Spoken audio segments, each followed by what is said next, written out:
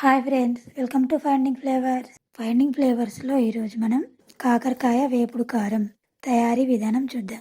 కాకరకాయలు వారంలో ఒక్క రోజైనా తినడం చాలా మంచిది. షుగర్ ఉన్న వాళ్ళకైతే ఇది అమృతమే అని చెప్పొచ్చు. ఇప్పుడు తయారీ విధానం చూద్దాం. ముందుగా ఒక పావు కిలో కాకరకాయల్ని శుభ్రంగా కడిగి ఇలా రౌండ్గా కట్ చేసి పెట్టుకోవాలి. ఇప్పుడు స్టవ్ పైన మూకుడు పెట్టి డీప్ ఫ్రైకి ఆయిల్ పోసుకోవాలి. ఆయిల్ వేడయ్యాక కట్ చేసి పెట్టుకున్న కాకరకాయ ముక్కల్ని ఫ్రై చేసుకోవాలి. స్టవ్ మీడియం ఫ్లేమ్లో పెట్టి వేయించుకోవాలి. ఇలా వేగాక తీసి పక్కన పెట్టుకోవాలి. తర్వాత అదే ఆయిల్లో ఒక పావు కప్పు వరకు పల్లీల్ని వేయించుకోవాలి. వేయించి పక్కన పెట్టుకోవాలి. ఇప్పుడు అదే ఆయిల్లో ఒక 2-3 గుప్పిళ్ళ కరివేపాకును వేసి ఇలా జల్లిగంట పెట్టి ఆయిల్లో కరివేపాకు వేస్తే ఈజీగా తీయచ్చు ఆయిల్లోంచి. కరివేపాకు వేయించుకున్నాక తీసి పక్కన పెట్టుకోవాలి.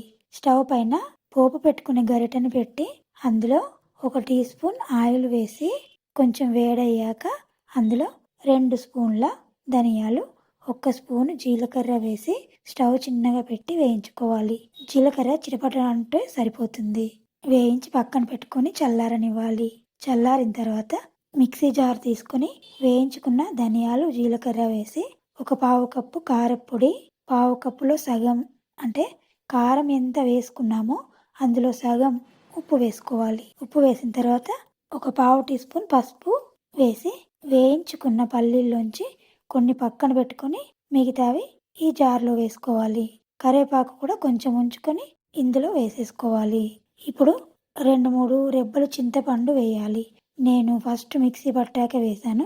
అలా కాకుండా ఇలా ఇప్పుడే చింతపండు వేయాలి. వేసి ఇది మెత్తగా మిక్సీ పట్టుకోవాలి. మిక్సీ పట్టుకున్నాక ఒక గుప్పెడు వెల్లుల్లిపాయల్ని ఇలా పొట్టుతో సహా వేసుకోవాలి. వేయించుకున్న కాకరకాయ ముక్కల్ని కొన్ని పక్కనుంచుకొని మిగతావి మిక్సీ జార్లో వేసుకొని ఇలా 2-3 పలుసులు ఇచ్చినట్లుగా మిక్సీ పట్టుకోవాలి.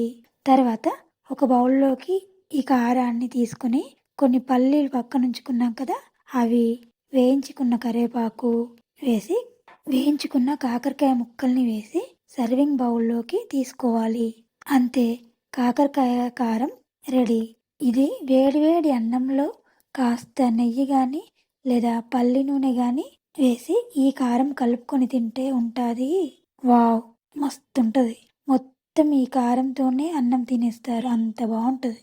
అంతే ఫ్రెండ్స్, మీకు ఈ వీడియో నచ్చినట్లయితే లైక్ చేయండి, షేర్ చేయండి, కామెంట్ చేయండి. మీరు ఇంతవరకు మా ఛానల్ని సబ్స్క్రైబ్ చేసుకోకపోతే ఇప్పుడే సబ్స్క్రైబ్ చేసుకోండి.